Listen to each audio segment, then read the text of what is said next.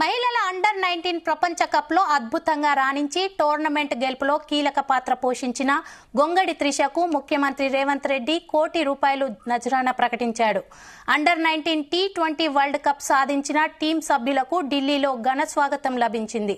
మలేషియాలోని Kuala Lumpur జరిగిన tournament ని వరుసగా రెండోసారి ఇండియన్ ఉమెన్స్ అండర్ 19 టీం గెలిచింది. ఈ సందర్భంలో తెలంగాణకు చెందిన త్రిష కుటుంబ సభ్యులను బుధవారం జూబ్లీహిల్స్ లోని ముఖ్యమంత్రి నివాసంలో మర్యాదపూర్వకంగా రేవంత్ రెడ్డి కలిశారు. భవిష్యత్తులో భారతదేశానికి, రాష్ట్రానికి మరింత పేరు ప్రతిష్టలు తీసుకురావాలని సీఎం కోరారు.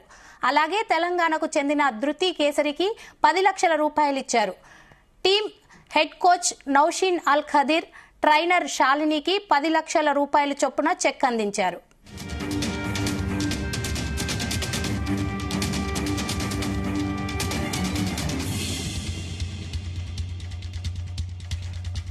ఈ టోర్నమెంట్ లో గొంగడి త్రిష ఆల్ రౌండ్ ప్రదర్శనతో అదరగొట్టింది.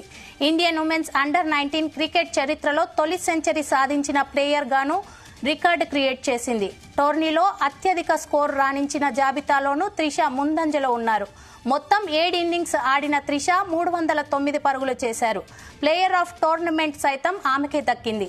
త్రిషకు క్రికెట్ పట్ల ఆసక్తిని గమనించిన ఆమె తండ్రి హైదరాబాద్ తీసుకొచ్చి కోచింగ్ ఇప్పించారు. అద్భుతంగా రాణించడంతో పాటు టోర్నీ గెలుపుతో కీలక పాత్ర పోషించి తండ్రి ఆశయాన్ని నెరవేర్చినందుకు త్రిషను పలువురు ప్రశంసలు అందిస్తున్నారు.